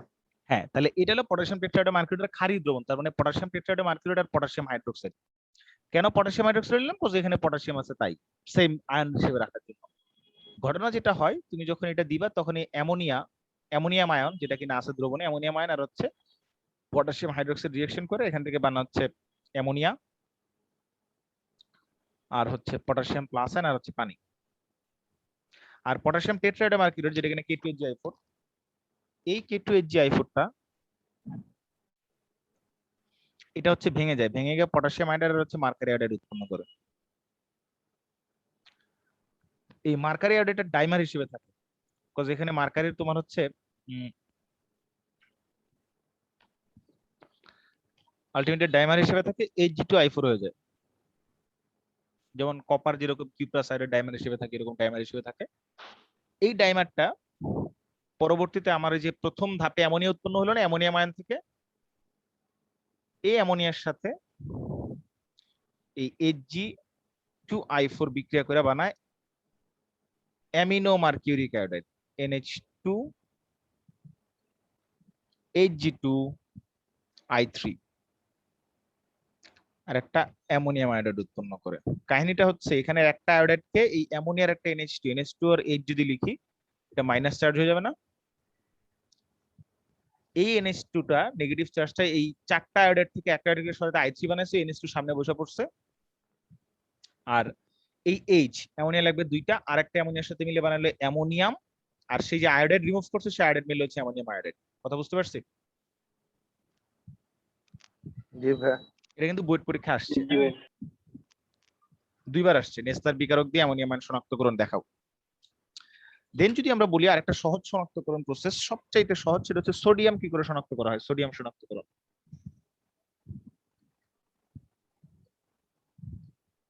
সোডিয়াম শনাক্ত করার জন্য just potassium pyroantimonate K2H2SB2O7 sodium plus দিলে পরে যেটা হবে এখান থেকে সোডিয়াম পাইরোইন্টিগ্রেটের সাদা দেখতে পাচ্ছি প্লাস পটাশিয়াম আয়ন, আর কি ব্যালেন্স করার জন্য 2 দিয়ে গুণ করলে এখানে 2 দিয়ে গুণ হবে, এটা হচ্ছে একটা হোয়াইট পিপিটি দিবে। ঠিক আছে, এখন বলবো যে ভাই খালি সোডিয়ামই কি বিক্রিয়া দিবে, পটাশিয়াম পাইরোইন্টিগ্রেটের সাথে আর কি দিবে না? দিবে, দিলেও অদক্ষেপ আসবে না কারোটাই, কারণ সবারই কেএসপি মান অনেক বড়, শুধুমাত্র সোডিয়াম পাইরোইন্টিগ্রেটের কেএসপি মান অনেক ছোট বলে এটা অদক্ষিপ্ত হয়। কথা বুঝতে পারছো? এখন বলতে পারো যে ভাই এটা এটা কি খালি এবার আন্দাজ হয়েছে? না, সায়েন্টিস্টদের 50 বছর সময় লাগছে এই জিনিসগুলোকে গুছাইতে, জানো? মাত্র 50 বছর। এই যে পটাশিয়াম পাইরোইন্টিগ্রেট যে সোডিয়ামের সাথে বিক্রিয়া করে সাদা অদক্ষেপ আর কারোর সাথে বিক্রিয়া করে দেয় না, এটা কেমনে বুঝছে? সবার সাথে টেস্ট করে দেখতে হচ্ছে না? সব ক্যাটানের সাথে পটাশিয়াম পাইরোইন্টিগ্রেট চেক করে দেখতেছে অদক্ষেপ করে কিনা। আবার অন্যরা যাদের মানে অন্য ক্যাটান গুলা যাদের সাথে বিক্রি করে অদক্ষেপ দেয় তাদের সাথে সোডিয়ামের বিক্রিয়া করে দেখতেছে সোডিয়াম অদক্ষেপ দেয় কিনা। দেখছে যে সোডিয়াম শুধুমাত্র এর সাথে দেয়, বাকি কারোর সাথে দেয় না, বাকিরা আবার এর সাথে দেয় না, মানে পটাশিয়াম পাইরোইন্টিগ্রেটের সাথে দেয় না। তাহলে বিন্যাস সমাবেশ করে দেখতেছে না সবগুলা? জি ভাই। এই বিন্যাস সমাবেশ করে বাইর করতে 50 বছর সময় লাগছে মাত্র। হ্যাঁ, এবং এই রিয়েজেন্ট গুলো এতটাই স্পেসিফিক, যদি পিপিএম লেভেলেও যদি কোনো একটা দ্রবণে সোডিয়াম প্লাস আয়ন থাকে সেটারও অদক্ষিপ্ত করতে পারবে। তার মানে বুঝতেছো যে কত কম ঘনমাত্রা হইলে এটা অদক্ষিপ্ত হয়ে যায়। ক্যালসিয়াম 2+ আয়ন, এটা আরেকটা পরীক্ষা, সেটা বোর্ডে পরীক্ষা অনেকবার আসছে। এটা মানে অক্সালিক অ্যাসিড দিয়ে করে, তাই না? না, অ্যামোনিয়াম অক্সালেট। হ্যাঁ, ক্যালসিয়াম 2+ আয়ন, অ্যামোনিয়াম অক্সালেট মানে হচ্ছে বেসিক্যালি অক্সালিক অ্যাসিডের অক্সালিক তৈরি করে। অ্যামোনিয়াম লবণ আর কি। ক্যালসিয়াম 2+ যেটা করবে, দুইটা পটাশিয়াম এই প্লাস চার্জকে সরাই দেবে, সরাই দিলে কি হবে ভাই? ক্যালসিয়াম অক্সালেট তৈরি হবে। এই ক্যালসিয়ামের সাথে বন্ধন করবে, একটা হোয়াইট পিপিটি দিবে, প্লাস অ্যামোনিয়াম আয়ন উৎপন্ন হবে দুইটা। ঠিক আছে, এই হলো ক্যালসিয়ামের শনাক্তকরণ। সবাই কি বুঝতে পারছি? এটা অ্যামোনিয়াম হাইড্রোক্সাইড দিয়ে করা যায় না? বুঝি নাই? মানে ক্যালসিয়াম শনাক্ত কি অ্যামোনিয়াম হাইড্রোক্সাইড দিয়ে করা যায় না? না, অ্যামোনিয়াম হাইড্রোক্সাইড দিলে ক্যালসিয়াম হাইড্রোক্সাইড অদক্ষেপ আসবে না খুব একটা। ওই এই জন্য তো এই জিনিসটা ক্লিয়ার করলাম যে কেন আমার হচ্ছে যে ইয়ে দরকার, ওই যে গ্রুপ 3 এর ক্ষেত্রে হচ্ছে তোমার ইয়ে দরকার, ক্যালসিয়াম আসলে তো তোমার হচ্ছে এটা গ্রুপ রিএজেন্ট দিয়ে যে আমরা যে অ্যামোনিয়াম হাইড্রোক্সাইড দিচ্ছি ওখানেই আসতো না। ক্যালসিয়ামের গ্রুপে দেখো গ্রুপ রিএজেন্ট হিসেবে কি আছে, এই যে ammonium chloride, ammonium hydroxide, ammonium carbonate. হ্যাঁ, বুঝছো নাকি বুঝো নাই? জি ভাই, বুঝতে পারছি। আচ্ছা, এবার যে প্রশ্নটা করবো এটা হচ্ছে এমসিকিউ হিসেবে আসে অনেকবার পরীক্ষায়। তবে তার আগে একটা জিনিস বলে নিই আগে, জিঙ্ক কি করে শনাক্ত করবা? Zinc 2+ ion. জিঙ্ক 2+ আয়ন শনাক্ত করার জন্য যেটা করতে হবে, পটাশিয়াম ফেরোসায়ানাইড, এটা বলে পটাশিয়াম ফেরোসায়ানাইড বা হেক্সাসায়ান, পটাশিয়াম হেক্সাসায়ানোফেরেট বা পটাশিয়াম ফেরোসায়ানাইড। ফেরো বলতে বুঝি এখানে আয়রনের জারণ অবস্থা +2, তাই ফেরো। এটা যখন বিক্রিয়া করবে তখন সে যেটা করবে জিঙ্ক ফেরোসায়ানাইড উৎপন্ন করবে, Zn2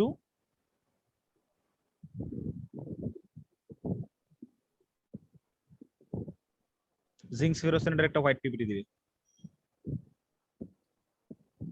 এই গেল হচ্ছে জিঙ্কের আয়ন শনাক্ত করো।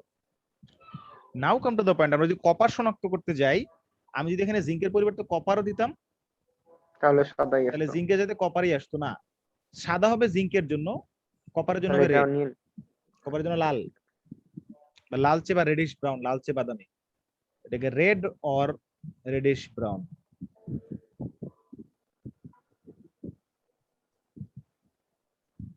কারণ জিঙ্ক তো হচ্ছে তোর অবস্থান্তর মৌল না, জিঙ্কের যৌগ সাদা, কপারটা অবস্থান্তর মৌল দিকে কপারের আয়নের যৌগ কি লাল বা কালারফুল।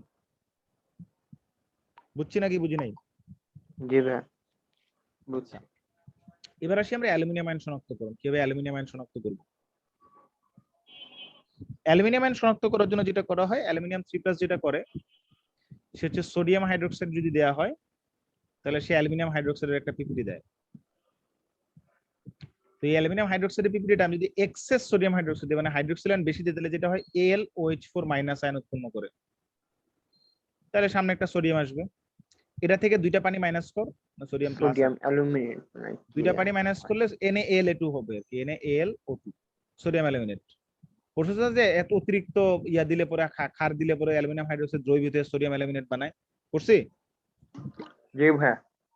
আচ্ছা, তো এই যে সোডিয়াম অ্যালুমিনেটের অদক্ষেপটা জিঙ্ক অ্যালুমিনেটের বর্ণ কিন্তু সাদা, মানে এটারও কিন্তু বর্ণ সাদা। তো যাই হোক, সোডিয়াম অ্যালুমিনেট হওয়ার পর এটা যে আসলে অ্যালুমিনিয়াম মানে অ্যালুমিনিয়াম 3+ কিনা বোঝার উপায় কি, এটা হচ্ছে অ্যামোনিয়াম ক্লোরাইড দিয়ে বিক্রিয়া করতে হয়। অ্যামোনিয়াম ক্লোরাইড দিয়ে বিক্রিয়া করলে আলটিমেটলি এটা আবারও অ্যালুমিনিয়াম হাইড্রোক্সাইডের পদক্ষেপ দেয় আর কি, মানে এই জিনিসটা বেসিক্যালি। আমি তো এখানে Ala2 লিখে দিচ্ছি ডিরেক্টলি, এটা না, মানে এই যে দ্রবীভূত হয়ে গেল দ্রবণটা, এই দ্রবীভূত হওয়া দ্রবণের মধ্যে আমি যদি হচ্ছে আবারও অ্যামোনিয়াম ক্লোরাইড দিয়ে দিই, তাহলে আলটিমেটলি এখান থেকে হচ্ছে হলো অ্যালুমিনিয়াম হাইড্রোক্সাইডের পদক্ষেপ করবে, আবারও হোয়াইট পিপিটি আসবে। এই পিপিটিটা হচ্ছে একটা জেলির মতো, জেলি লাইক, জ্যাম জেলি খেয়েছিস তো ওরকম জেলি লাইক। আচ্ছা ভাই মানে ল্যাবে ভাই এই জেলি টেলি ভাই বোঝা যায় না, আসলে ভাই খুবই tough।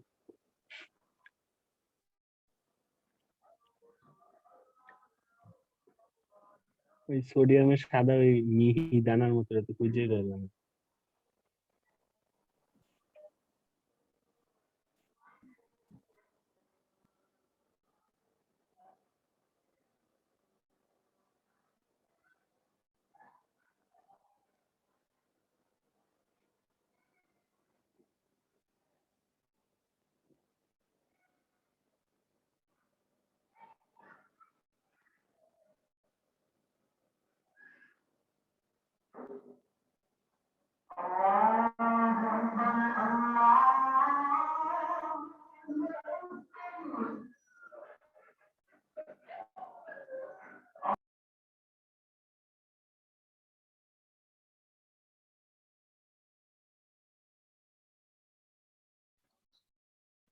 হ্যালো,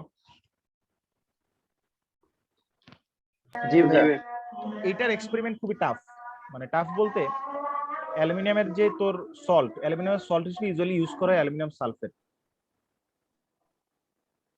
এই ব্যাটা খুবই ইনসলিবল ইন ওয়াটার, মানে এটা জোর করে সলিবল করতে হয়, অনেক কষ্ট হয় সলিবল করতে। তো দেখা যায় যে তোরা যখন কাজ করস, তোরা এটা নরমালি যে দেখতেছো সলিবল হচ্ছে না, ঠিক আছে সল্ট একটু তো হয়েছেই মানলাম, তোরা দেখা যায় একটু নিয়ে কাজ করা শুরু করে দেয়, সেটা করলে কিন্তু হয় না। এই জন্য অ্যালুমিনিয়াম কখনো বুঝতে পারছ না, অ্যালুমিনিয়াম এই জন্য খুব টাফ, অ্যালুমিনিয়ামের টেস্ট করলে খুব একটা পাওয়া যায় না। অ্যামোনিয়া প্লাস ওয়াটার, এই হলো অ্যালুমিনিয়ামের টেস্ট, ঠিক আছে। Last but not the least, যেটা পরীক্ষা অনেকবার আসছে, আয়রন 2+ এন্ড আয়রন 3+, এটা হচ্ছে বোর্ডের পরীক্ষা অনেকবার আসে, আয়রন 2+ এবং 3+ এরটা। এটা শনাক্ত করার অনেকগুলো প্রসেস আছে, অনেকগুলো রিঅ্যাকশন আছে, আমরা প্রত্যেকটাই দেখবো যে কি করে এটা আসলে আইডেন্টিফাই করা যায়। এদেরকে পটাশিয়াম ফেরোসায়ানেট এবং পটাশিয়াম ফেরিসায়ানেট দুটো দিয়ে আইডেন্টিফাই করা যায়। যদি ধর আয়রন 2+ হয়, আমি যদি এর মধ্যে পটাশিয়াম ফেরোসায়ানেট দিই, মানে K4FeCN6, তাহলে এখান থেকে যেটা প্রোডিউস হয় সেটা হলো, যেহেতু আয়রনের জারণ সংখ্যা 2, তাহলে পটাশিয়াম রিমুভ হয় 2টা, মানে K2Fe,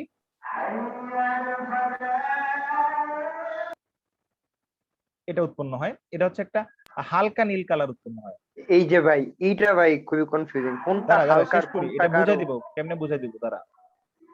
আর যদি হচ্ছে তোর তুই মানে আয়রন 3+ আয়ন হতো, ফেরিক আয়ন হতো, আবার যদি সেম তুই পটাশিয়াম ফেরোসায়ানেট দেস, তাহলে এখানে কি 3টা পটাশিয়াম রিমুভ হবে না? এখানে 2+ ছিল দেখে 2টা রিমুভ হয়েছে 4টা থেকে, তাহলে এখানে হবে পটাশিয়াম FeCN6। আচ্ছা, এটা হলো গাঢ় নীল। হ্যাঁ, এখন তুই আসলে হালকা নীল আর গাঢ় নীল বোঝা একটু মুশকিল।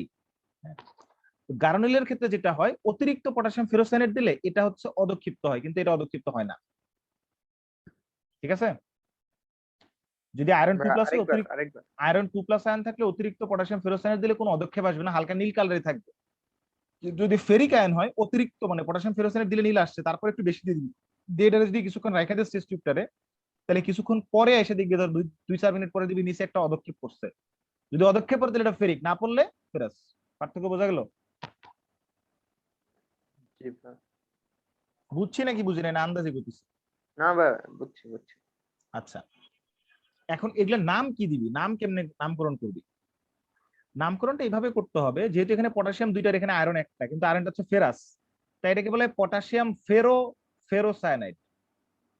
এটাকে বলে পটাশিয়াম ফেরোসায়ানাইড, তো এটা তো ফেরো, এটা ফেরো না? এটা তো ফেরো নাকি? এই যে দেখ, যেটা নিচে দাগ হ্যাঁ দিতেছি, হ্যাঁ এটাও ফেরো। জি ভাইয়া। তাহলে পটাশিয়াম উপরেরটা কি? পটাশিয়াম ফেরো ফেরো সায়ানাইড, এটা হচ্ছে পটাশিয়াম ফেরি ফেরি সায়ানাইড। ক্লিয়ার? মানে ফেরি ফেরো। মানে ফেরি ফেরো, হ্যাঁ, পটাশিয়াম ফেরো। ফেরি ফেরো সায়ানাইড। জি ভাইয়া। আর আরেকটা আছে, আমরা যদি পটাশিয়াম ফেরো সায়ানাইড না দিয়ে পটাশিয়াম ফেরি সায়ানাইড দিতাম, K3FeCN6, যদি আয়রন 2+ হয় তাহলে এটা অবভিয়াসলি আগের মতো বিক্রিয়া দিবে, এখান থেকে 3টা ভাইয়া, পটাশিয়াম, মানে এখানে ভাইয়া। আয়রনের জারণ সংখ্যা +3। এটাকে বলে পটাশিয়াম ফেরি সায়ানাইড, আগেরটা ছিল ভাইয়া ফেরো সায়ানাইড। হ্যাঁ বল। ভাইয়া একটু আগের স্লাইডটা যাবেন। হুম। ভাইয়া এটার এমনি বলা যেত না পটাশিয়াম হেক্সাসায়ানোফেরেট? না, পটাশিয়াম হাইড্রোক্সাইডে বলা যাবে না, আগে এমনি তো আয়রনের কথা বলতে হবে, আয়রন তো ক্যাটায়নে আছে না? আর এটা হচ্ছে আচ্ছা, তোর আসলে আমরা আইপিসি নামকরণ করছি না, এটা নরমালি হচ্ছে তোর এটার একটা প্রচলিত নাম আর কি। এটার মানে আইইউপিসি নামকরণ কিরকম হবে? সেক্ষেত্রে আইপিসি নামকরণ করতে হলে বলতে হবে পটাশিয়াম ফেরো, দেন হচ্ছে হেক্সাসায়ানোফেরেট, এটা হবে পটাশিয়াম ফেরি হেক্সাসায়ানোফেরেট, আচ্ছা ভাই, হ্যাঁ এইটাই ইজি। এভাবে বলতে হবে। হ্যাঁ, আচ্ছা, তাহলে এটা যদি হয় তাহলে দেখ এখানে আয়রন 2+ আছে, তাহলে পটাশিয়াম রিমুভ হবে 2টা, তার মানে KFeFeCN6। ঠিক আছে? এটার আলটিমেটলি একটা গারোনিল আসবে যদি আয়রন 2+ এ ফেরি সায়ানাইড দিলে, পটাশিয়াম পটাশিয়াম ফেরো ফেরি সায়ানাইড। আর যদি আয়রন 3+ হয়, সিমিলারলি আমি যদি এটা দিই, তাহলে এখান থেকে আমরা পাবো, যেহেতু এটা হচ্ছে 3+, এটাও আয়রন 3+, তাহলে আলটিমেটলি একটার একটা রিপ্লেস করে দিবে ডিরেক্টলি।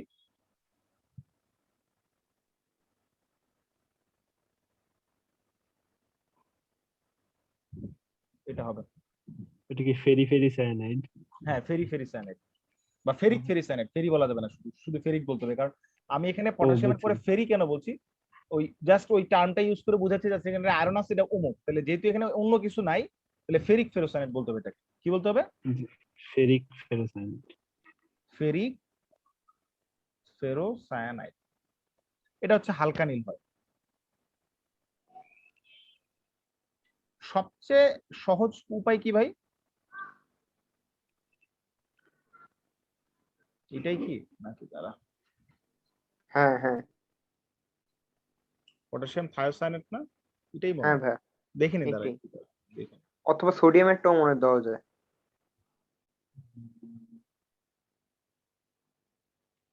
একটা রিয়েক্ট করে, একটা করে না।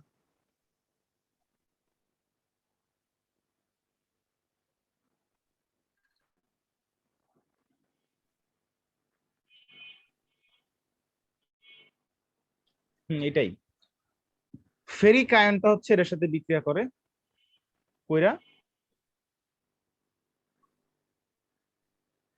ফেরিক,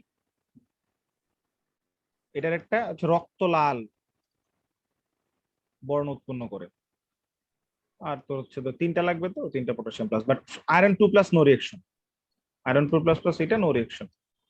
আসলে রিয়েকশন হইলো, এটা আসলে অদক্ষেপ করে না, তাই আমরা বুঝতে পারি না আর কি, কারণ তার কেএসপি মান অনেক বড়, তাই আর এটা আমরা ধরতে পারি না। রিয়েজেন্টের নাম কি জানো? পটাশিয়াম থায়োসায়ানাইড। ও আচ্ছা ভাই, অ্যামোনিয়াম থায়োসায়ানাইড তো মানে ইউজ করা যায় নাকি? হ্যাঁ হ্যাঁ হ্যাঁ, সরি, অ্যামোনিয়াম থায়োসায়ানাইড ইউজ করে। পটাশিয়ামটাতে আসলে এটা দিয়ে ইউজ করলে হবে, হবে না তা না। ভাইয়া, অ্যামোনিয়াম বই মনে থায়োসায়ানাইড দুইটাই লেখা এটা আছে। এটা বিষাক্ত। পটাশিয়াম থায়োসায়ানাইড বা পটাশিয়াম সায়ানাইড এগুলো বিষাক্ত, এই জন্য এটা ইউজ করে না। মানে ইউজ করা যাবে একই ঘটনা, কারণ আলটিমেটলি তো আমার এই আয়নটা দরকার, আমার তোর আয়ন দরকার নেই, আছে এটা নেগেটিভ, এটা প্লাস, এখানে পটাশিয়াম দিলে হবে, কিন্তু পটাশিয়াম থায়োসায়ানাইড বিষাক্ত বা পটাশিয়াম সায়ানাইড এগুলো বিষাক্ত, তুমি ইউজ করে না। এবার তোদের অ্যাসাইনমেন্ট নিয়ে যদি কথা বলি, আমাদের আজকে ক্লাস অ্যাসাইনমেন্ট নিয়ে কার কি মতবাদ? আচ্ছা কেমনে করবো একটু বুঝিয়ে দিলে ভালো হয়। অ্যাসাইনমেন্ট তোদের হচ্ছে তোদের একটা ধরলো যে অ্যাসাইনমেন্ট তো দেয় না, তোদের হচ্ছে গল্প লিখতে বসে আর কি। মানে কেমিস্ট্রি অ্যাসাইনমেন্ট একটা আলতু ফালতু তোমাকে অ্যাসাইনমেন্ট। জি ভাই, কেমিস্ট্রিটা মানে গল্পের মতো এখন লিখতে হবে, এখানে দেখ, পরমাণু তোরা মডেল বর্ণনা করো। অ্যাসাইনমেন্টের যেটা বলা ছিল যে প্রথমে কতে বলা ছিল হচ্ছে পরমাণু মডেল ব্যাখ্যা, পরমাণু মডেল ব্যাখ্যা। আর মার্কস ডিস্ট্রিবিউশনে বলা ছিল যে বোরের মডেল সীমাবদ্ধতা সহ ব্যাখ্যা করলে 4-এ 4। যারা কিনা এটা আংশিক লিখবে তাকে 3 দিবে, যে আরো কম লিখবে 4 দিবে, যে মোটামুটি লিখছে তারা 1 দিবে। এটা হচ্ছে মডেল। তাহলে এটা দেখে বোঝা যাচ্ছে আচ্ছা বোরের মডেলের সীমাবদ্ধতা সহ লিখতে বলছে নাকি? তাই তো মনে হয়। না ভাই, এটা তো পুরো গল্পের মতো ভাই, শিখন এটা তো ফল, এই বেটা রাখ, শিখন ফল লিখছে দেখছিস? ওখানে শিখন ফলে লেখা ছিল রাদারফোর্ডের পরমাণু মডেল ও বোরের পরমাণু মডেলের তুলনা করতে পারবে। তাহলে তুই যদি রাদারফোর্ডের পরমাণু মডেল না লিখলি এই জায়গায়, তুলনা করবি কেমনে, বুঝবি কেমনে? ভাই তাহলে এটা কত বড় হয়ে যায় ভাই? হবে, সমস্যা কি? কবিতা লিখবি, রাদারফোর্ডের পরমাণু মডেল লিখবি, সীমাবদ্ধতা লিখবি, বোরের পরমাণু মডেল লিখবি, সীমাবদ্ধতা লিখবি। কথা বোঝা গেছে? আচ্ছা, খতে কি বলা আছে ভাই? খতে বলা আছে কোয়ান্টাম সংখ্যা সমূহ বর্ণনা। কোয়ান্টাম সংখ্যা হ্যাঁ সমূহ বর্ণনা করতে ওগুলি বলছে। তো ভাই ইজি, কিন্তু উপরেরটা তো ভাই ওই বেটা কিসের কি লিখবি, লিখতে খাতা লিখতে সমস্যা কি? কোয়ান্টাম নাম্বার এক্সপ্লেন করবি প্রত্যেকটা, এন, এল, এম, এস, বইতে যা আছে একদম হুবহু কপি করবি। গতে বলছে এন এর মান 3 হলে অরবিটাল সংখ্যা আর হচ্ছে ইলেকট্রন সংখ্যা, সর্বোচ্চ ইলেকট্রন ধারণ ক্ষমতা বাইর করতে। এটা তো বইতে পুরো ছক করে ভাইয়া দেয়া এই আছে। যে কপি করার যে ব্যাপারটা, এটা নাকি ম্যাচ হইলে মার্কস দিবে না, এরকম একটা কোনটা দিক কোনটা নির্দেশ। কোনটা? তো মানে দেখবে এই যে কে? বই থেকে যদি বা কোনো গাইড থেকে বা কিছু থেকে যদি হুবহু লেখা হয় তাহলে নাকি মার্কস দিবে না, এরকম একটা দিক তো নিজের নির্দেশনা। নিজের নিজের ভাষা অনুযায়ী লিখিত হয়, বুঝছি তো। পরীক্ষায় কি বই থেকে হুবহু কপি করো নাকি? পরীক্ষায় কিভাবে লিখো? নিজের ভাষা অনুযায়ী লিখো না, বই থেকে লাইন দেখবা। শোনো, এটা বলে হচ্ছে, এটাকে কি বলে? এটাকে বলে হচ্ছে প্যারাফ্রেজিং করা। হ্যাঁ, হ্যাঁ, প্যারাফ্রেজ। প্যারাফ্রেজিং করতে হবে। বইতে যেভাবে লেখা আছে একদম না লিখে একটু নিজের মতো করে নিজের ল্যাঙ্গুয়েজে লিখবেন। বাট ম্যাথমেটিক্যাল ক্যালকুলেশন টার্মস গুলো যেন সবসময় ঠিক থাকে। এন এর মান 3 হলে বলছে এটা বাইর করতে, এটা সবারটা মিলবে, কারণ এটা না মিলার কোনো সুযোগ নেই। 4 নাম্বার এটা প্রশ্ন তো ভাই বলছে ছক করে, তাই আউফবাউ, না? আউফবাউ এন্ড হচ্ছে হুন্ডের প্রিন্সিপাল লেখা ক্রোমিয়াম আর হচ্ছে কার ইলেকট্রন বিন্যাস করতে? পটাশিয়াম মনে হয়। পটাশিয়াম। অবশ্যই হুন্ডের নীতি মাইনা করতে বলছে, তাইলে আপনি যেটা করবেন ওই 1:2 দিয়েও লিখবেন, বক্স করেও দেখাবেন। কথা বুঝতে পারছি? ভাই সবগুলো সাবসেলের নিচে দিয়ে, জি ভাই। বুঝি নাই। মানে একদম শুরু থেকে ভাই, মানে ক্রোমিয়ামের যতটুকু আছে মানে একদম 1s2 থেকে শুরু করে। হ্যাঁ হ্যাঁ, সব সব সব। এই যে 1:2, তারপরে 2:2, তারপরে 2:2 পরে এখানে আবার টুপি থাকে, টুপির আবার এনার্জি একটু বেশি হতে ভাইয়া এইভাবে। এই যে বক্সটাকে আবার এই যে ইয়াকটা মানে উচ্চতাটা আবার বক্সের মেইনটেইন উচ্চতা দেখেন, 1s আপনি যখন বক্সের উচ্চতা মেনটেন করবেন এভাবে চিন্তা করবেন যে এটা যদি 1s হয়, তাহলে 2s এর এনার্জি তার থেকে বেশি, তাহলে 2s টাকে ঠিক এটার শেষ মাথা থেকে শুরু করেন। এন্ড 2s থেকে জি টুপির ভাইয়া। এনার্জি একটু বেশি, খুব একটা বেশি তা কিন্তু না, একটু বেশি, কিন্তু দুজনে কিন্তু মোটামুটি লেভেলটা সেম রাখার চেষ্টা করবেন। তারপরে টুপির পরে কি 3s, তাহলে 3s টা এখান থেকে স্টার্ট করুন, 3p, তারপরে 3d, মোটামুটি কাছাকাছি রেখে এভাবে করে উপরের দিকে যাবেন, যাই ইলেকট্রন বসে দেবেন এইভাবে। ঠিক আছে? জি ভাইয়া। এটা করেন, কঠিন কিছু না, সহজ ভাবে দিছে, একদম সহজ করে দিছে। ভাই আচ্ছা, অ্যাডমিশন রিলেটেড কিছু পরামর্শ চাচ্ছিলাম। অ্যাডমিশন রিলেটেড পরামর্শ এখন, আগে অ্যাসাইনমেন্ট শেষ করবে না। না ভাই, মানে বায়োলজি ব্যাপারটা আছে ভাই, বায়োলজি কে পড়বো নাকি বাদ দিয়ে দিব? কেন বাদ দিবি? তুই বায়োলজিক্যাল সাবজেক্ট পড়বি না? মানে অ্যাডমিশন ইউনিভার্সিটির জন্য না। University Varsity। অ্যাডমিশনে বায়োলজিক্যাল সাবজেক্ট পড়বি না? না ভাই, পড়ার ইচ্ছা নেই তেমন।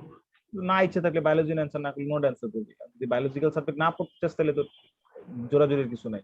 যারা ভাইয়া বায়োলজি পড়তে এমন চাও কি তারা বায়োলজি পড়বা। হ্যাঁ, বায়োলজি হচ্ছে ভালো মতোই পড়বা, অন্য সাবজেক্টগুলোর মতো গুরুত্ব দিয়ে পড়বা। ভাইয়া এমন কি কোনো মানে রেগুলেশনস আছে যে আপনি ডিইউতে যদি আপনার ফোর্থ সাবজেক্ট যদি বায়োলজি হয় তাহলে হচ্ছে হুম। আপনি বায়োলজিকে বাদ দিতে পারবেন, ম্যাথকে বাদ দিতে পারবেন না? না, ফোর্থ সাবজেক্টই বাদ দেওয়া যায়, ফোর্থ সাবজেক্টের পরিবর্তে অ্যান্সার করে যায়। ফোর্থ সাবজেক্ট বায়োলজি না হলে আবার পারবা না। ও আচ্ছা আচ্ছা, ফোর্থ চতুর্থ সাবজেক্ট যদি বায়োলজি আমার ফোর্থ চতুর্থ সাবজেক্ট যদি বিষয়ের ম্যাথ হয় পরিবর্তে, তাহলে তুমি ম্যাথের পরিবর্তে অন্যগুলো অ্যান্সার করতে পারবা, কিন্তু যদি ফোর্থ কিন্তু সাবজেক্ট আমাকে ম্যাথ বায়োলজি না তাহলে অ্যান্সার পারবা করাই না। লাগবে, তাই না? হ্যাঁ, বায়োলজি অ্যান্সার করাইলে ফোর্থ সাবজেক্টের পরিবর্তে পারবা। আচ্ছা, বায়োলজির পরিবর্তে কি নেওয়া যেতে পারে, মানে কোনটা থাকলে বাংলা ইংলিশ সুবিধাজনক? এটা ভালো পারো। কিন্তু ভাই ওই জায়গায় হচ্ছে সাবজেক্টের রিচ তো কমে যায়। হ্যাঁ হ্যাঁ, মানে আমি যদি বায়োলজিকে বাদ দিই তাহলে তো আমার সাবজেক্টের রিচ কমে যায়। কমে গেলে এখন আমি কি করবো কও? আমি তো বায়োলজি যদি না দাগাই তাহলে তো আমাকে বায়োলজি সাবজেক্ট পড়তে দিবে না, তাই না? বায়োলজিক্যাল সাবজেক্ট পাবি না, জেনেটিক ইঞ্জিনিয়ারিং, ফার্মেসি, তারপর হচ্ছে বায়োকেমিস্ট্রি, মাইক্রোবায়োলজি, এগুলা পাবি না। আচ্ছা, বায়োলজির জন্য কি বিচিত্রা টিচিত্রা পড়লেই আছে অনেকটা ভার্সিটি? বায়োলজি বিচিত্রা টিচিত্রা পড়লে হবে না, এটা হচ্ছে একটু, বায়োলজি হচ্ছে তোর মেইন বই একটা ফলো করিস, আর যে কোনো একটা কোচিং এর যে গাইড দিয়ে গাইড করলে হবে।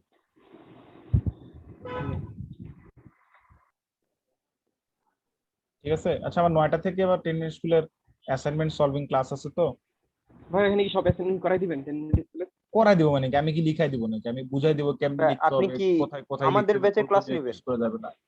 10 মিনিট স্কুলের যে অ্যাসাইনমেন্টের যে 16,000 পোলাপানের যে গ্রুপ, ওই গ্রুপে ক্লাস হবে, এক করে ক্লাস হবে 9টা থেকে। দিবেন একটা ক্লাস করতে। ঠিক আছে? জি ওই যে ভাই। 10 মিনিট স্কুলের এইচএসসি ক্র্যাশ কোর্স ছিল না, ক্র্যাশ কোর্সটা তো এখন অ্যাসাইনমেন্ট হয়ে গেছে।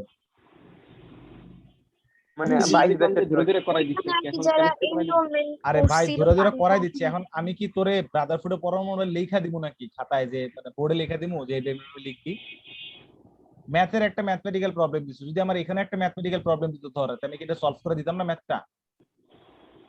জি ভাই বুঝছি। এন্ড ফিজিক্স দিছে, ফিজিক্স সলভ করে দিতেছে, তাহলে ফিজিক্সে ম্যাথ দিছে, ম্যাথ সলভ করে দিচ্ছে, তো ম্যাথ তো সলভ করে দিবেই। এখন ইনফরমেটিভ গুলা তো আর হ্যাঁ বুঝছি ইনফরমেটিভ ভাইয়া। গুলো তো আর আমি তো আমার লাইন বাই লাইন ধরে লিখে দিব না, লিখে দিব। না জি ভাই ভাইয়া। বুঝছি। যেমন এই জায়গায় একটা ব্যাপার ছিল যে পরমাণু মডেল ব্যাখ্যা রাদারফোর্ড লিখবো কি লিখবো না, এটা একটা ব্যাপার আছে, হ্যাঁ, এই জিনিসটা বলে দিলাম। confusion। তারপরে আহ্বান নীতি, হুন্ডের নীতি বলছে, তাহলে আহ্বান নীতি, হুন্ডের নীতি এক্সপ্লেন করতে হবে। খালি এক্সপ্লেন করলে হবে না, ওই যে আহ্বান নীতিতে n+l সূত্র দিয়ে যে করতে হয় সেটা বলতে হবে। দেন পটাশিয়াম এবং ক্রোমিয়ামের ক্ষেত্রে সে এক্সপ্লেন করে বলতে হবে যে হ্যাঁ কেন পটাশিয়ামের 3D তে না যায় 4s এ গেল, বইলা দেন বলতে হবে যে আচ্ছা তাহলে 4s এ গেছে, এই জন্য ইলেকট্রন বিন্যাস এরকম হচ্ছে। খালি করে দিলেই হবে না ইলেকট্রন বিন্যাস। হ্যাঁ, এই জিনিসগুলো ক্লিয়ার করে দেয়। ভাইয়া এটা কি ইলেকট্রন বিন্যাস করার পরে যে বলবো নাকি? না না না না, কিভাবে? আপনি আগে বলবেন যে এটার ইলেকট্রন বিন্যাস করেন, করার পরে আপনি লিখেন আচ্ছা, কেন আচ্ছা। আপনি 3D তে না যায় 4s এ দিচ্ছেন, এই জিনিসটা ব্যাখ্যা করে দেন। কোন সূত্র মাইনা, আহ্ব সূত্র মাইনা। দেন হচ্ছে আপনার ওই যে হুন্ডের নীতি মাইনা হচ্ছে আপনি ক্রোমিয়ামের 24 নম্বর ইলেকট্রন 3d5 বানাইতেছেন, অর্ধপূর্ণ অরবিটাল হলে কি হয়, সর্বোচ্চ বিজোড় অবস্থা থেকে এবং তার স্থিতিশীলতা স্থিতিশীলতা হ্যাঁ। বাড়ে, সেই হিসেবে আপনি ওখানে 5টা দিচ্ছেন। এই জিনিসগুলো এক্সপ্লেন করে দেয়। ভাইয়া ভাই শোন, তোদেরকে একটা সহজ কথা বলি, কার কাছে জমা দিবি এগুলো বলতো? কলেজ, কলেজে কলেজে। খাতাগুলো দেখবে কেডায়? কলেজের টিচাররা। তোর কি মনে হয় কলেজের টিচাররা চাইবে কলেজের পোলাপানের নাম্বার কমুক? কিন্তু না। ভাইয়া এত রেস্ট্রিকশন দিতেছে, একদম হার্টবিট বাইরে যেতেছে নরমাল ইয়ার থেকে। এই পেজে লেখা যাবে না, এইভাবে মার্জিন করতে হবে, এইভাবে লিখতে হবে, অনেক রেস্ট্রিকশনস। একটা কথা আছে, সাল নাই কুত্তার বাগানাম, বুঝছস? এটার কথা, এটার অর্থ বুঝছস? না না। ভাইয়া এটার মিনিংটা কি আসলে? গায়ে গায়ে চামড়া নেই কুকুরের, কিন্তু নাম হচ্ছে বাঘ, মানে বাঘা। আচ্ছা এই জন্য সাল মানে হচ্ছে চামড়া, সাল নাই কুত্তার, নাম তার বাঘা।